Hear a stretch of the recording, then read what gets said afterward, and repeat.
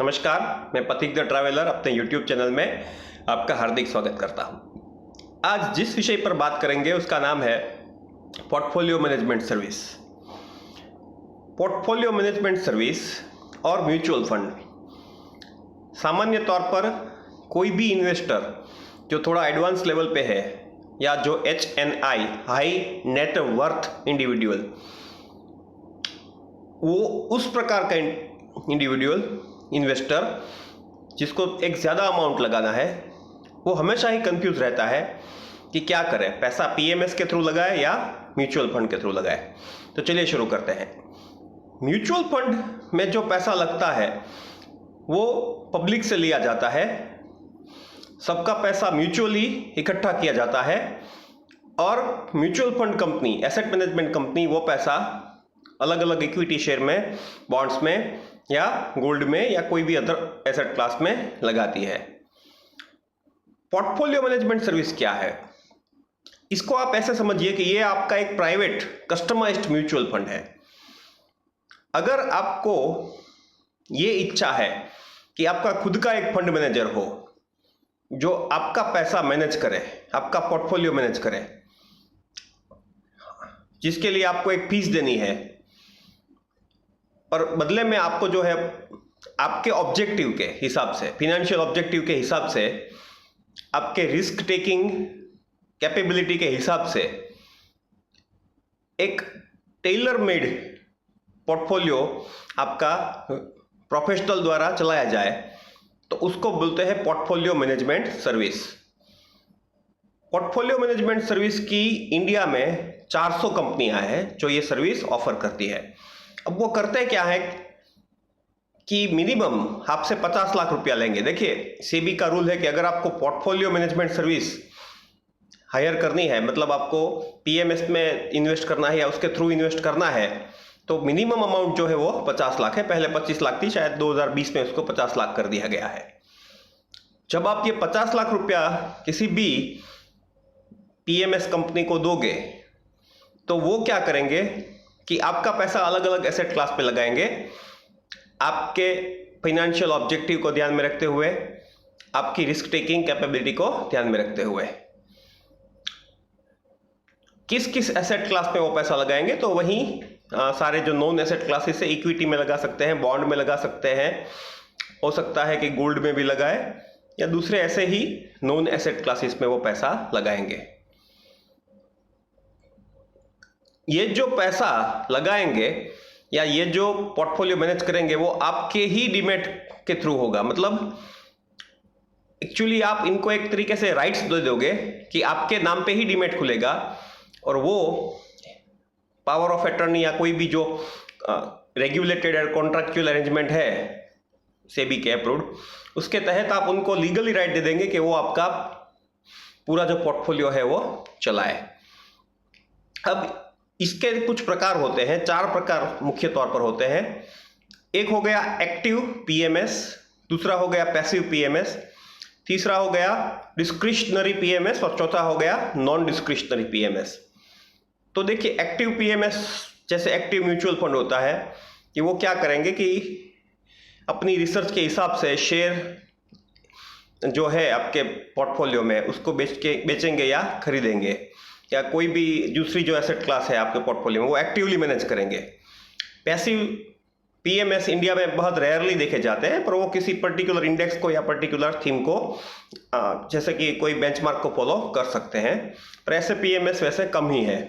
तीसरा जो प्रकार है वो है डिस्क्रिशनरी PMS, जहां पर फंड मैनेजर अपने डिस्क्रिशन के हिसाब से, अपने जजमेंट के हिसाब से आपके पोर्टफोलियो से शेयर वगैरह जो एसेट जो है इक्विटी शेयर्स वगैरह वो खरीदेगा या बेचेगा, मतलब वो आपको पूछेगा नहीं। जबकि नॉन डिस्क्रिशनरी PMS जो है उसमें अगर कोई भी आपके पोर्टफोलियो में शेयर या खरीदना या बेचना है तो आपसे पूछा जाएगा, आपको कंसल्ट किया जाएगा और आप हाँ बोलोगे तो ही वो खरीद या बेचना का जो कार्य है वो होगा। तो इसीलिए जो नॉन डिस्क्रिशनरी PMS है उनकी फीस बहुत ज़्यादा रहती है। इंडिया में करीबन मोस्ट ऑफ दी PMS जो है वो एक्टिवली मैनेज्ड है और डिस्क्रिशनरी पीएमएस है। अब पीएमएस की फीस की बात कर लेते हैं। तो सामान्य तौर पर अगर म्यूचुअल फंड जो है उनकी फीस 0.1-0.2% से लेके 1.5% तक करीबन रहती है। अगर पैसिव म्यूचुअल फंड है तो बहुत कम है, एक्टिव म्यूचुअल फंड है तो ज़्यादा रहती है। वहीं पर पीएमएस की जो फीस है वो 2 से 2.5% तक करीबन होती है। कई सारे किस्से ऐसे भी है या ये देखा गया है कि ये फीस आप नेगोशिएट भी कर सकते हो। अब दूसरा फर्क म्यूचुअल फंड के और पीएमएस के बीच ये है कि अगर पीएमएस आपका बहुत सारा प्रॉफिट जनरेट करता है, मान लीजिए 30% प्रॉफिट जनरेट करता है, तो उसमें से वो कुछ प्रॉफिट शेयरिंग भी करेंगे, कुछ पैसा वो अपने पास आपके जो प्रॉफिट हुआ उससे में से भी रखेंगे, जबकि म्यूचुअल फंड में ऐसा नहीं है।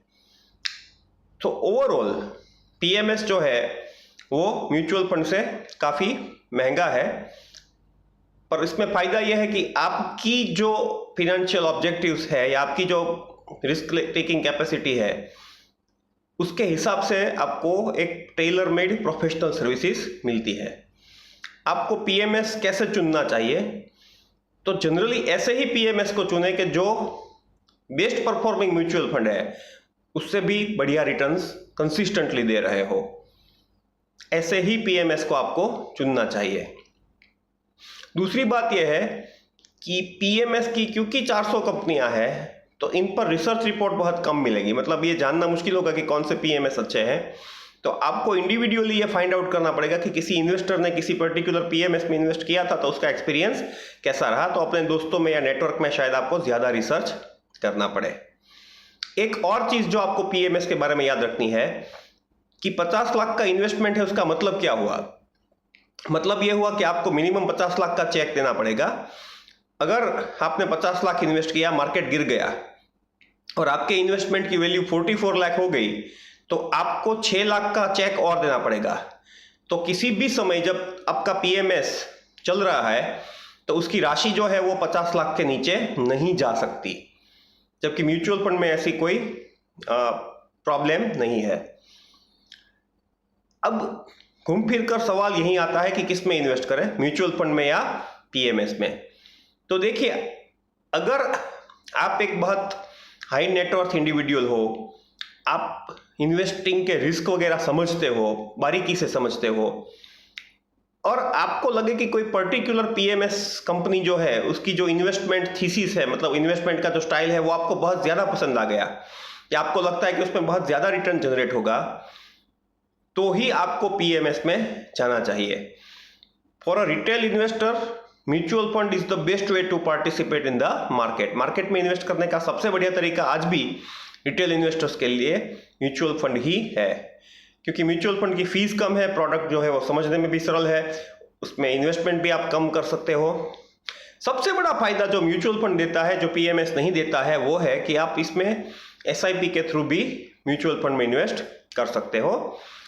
जहां तक मेरा ज्ञान है, पीएमएस में ये फैसिलिटी अवेलेबल नहीं है। हालांकि मैं ये डिस्क्लेमर देना चाहूँगा कि मुझे 100% श्योर नहीं है कि पीएमएस में एसआईपी होती है कि नहीं, पर जहाँ तक मैं जानता हूँ ऐसी कोई सुविधा पीएमएस में अवेलेबल नहीं है। एक और टिप्पणी भी यहाँ पर मैं करना चाहूँगा, हालांकि ये टिप्पणी मेरी टिप्पणी है और हो सकता है आप इससे डिसएग्री करो, पर कुछ ऐसे केसेस मैंने देखे हैं कि जहाँ पर कोई बहुत बड़े इंडस्ट्रियलिस्ट हो गए या बहुत बड़े डॉक्टर हो गए। अब देखिए, हम सबको क्या है कि स्टेटस के हिसाब से सर्विसेज चाहिए। तो भाई, अगर मैं बहुत बड़ा आदमी हूँ तो 5 स्टार होटल में जाऊँगा, मुझे अच्छी सर्विस चाहिए। ओके, मैं कोई कॉमन रोड साइड ढाबा में नहीं जाऊँगा या मैं ऐसे होटल में नहीं जाऊँगा जहाँ सब लोग जाते हैं। तो इन्वेस्टमेंट में भी यह साइकोलॉजी कभी कभी काम करती है।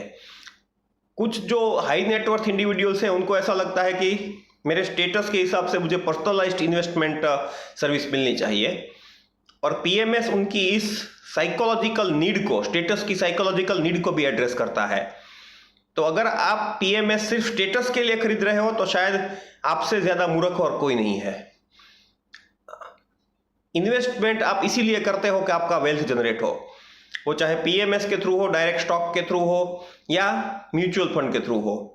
उससे कोई फर्क नहीं पड़ता, तरीके से कोई फर्क नहीं पड़ता, हमको तो रिजल्ट से लेना देना है। तो ये बात याद रखिए कि आपका पीएमएस खरीदने का जो रीजन है वो सिर्फ इतना ही होना चाहिए कि पर्टिकुलर पीएमएस की जो इन्वेस्टमेंट थीसिस हाइपोथेसिस है वो किसी भी म्यूचुअल फंड से अच्छी है या उनका परफॉर्मेंस किसी भी म्यूचुअल फंड से बहुत ज्यादा अच्छा है। और एक बात याद रखिए कि अगर एक म्यूचुअल फंड स्कीम 1% आपसे एक्सपेंस रेशियो चार्ज करती है, वहीं पर कंपेरेबल पीएमएस स्कीम जो है वो आपसे 4% मतलब 2.5% एक्सपेंस रेशियो और 1.5% प्रॉफिट में चार्ज करती है, तो टोटल उसका एक्सपेंस रेशियो 4% हो गया। मतलब कि अगर म्यूचुअल फंड स्कीम 10% दे रही है और कंपेरेबल पीएमएस स्कीम 14% रिटर्न दे रही है, तो भी आपके लिए दोनों का रिटर्न सेम आता है। सो ऐसी स्कीम जो आपको 3-4% एक्सपेंस रेशियो जिसमें लगता है, उसको एटलीस्ट आपको जो म्यूचुअल फंड, जो बेस्ट परफॉर्मिंग म्यूचुअल फंड है पर्टिकुलर कैटेगरी में, उससे अच्छा खासा अल्फा मींस उस कंपेरेबल म्यूचुअल फंड से अच्छा खासा ज्यादा रिटर्न देना चाहिए, 8-10% अगर हम हाइपोथेटिकली रखें, तो तब जाके जो आपको है जेन्युइनली इसका फायदा मिलेगा।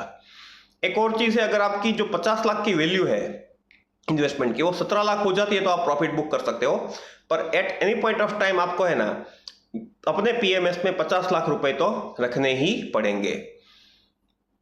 तो मैं आशा करता हूं कि इस वीडियो से आपको पीएमएस और म्यूचुअल फंड के बीच एक तरीके से जो बारीकी या जो है फर्क, जो बारीक फर्क है वो पता चले होंगे और आपके इन्वेस्टमेंट डिसीजन में इससे सहायता मिली होगी। मेरा वीडियो देखने के लिए खूब खूब धन्यवाद। Good night.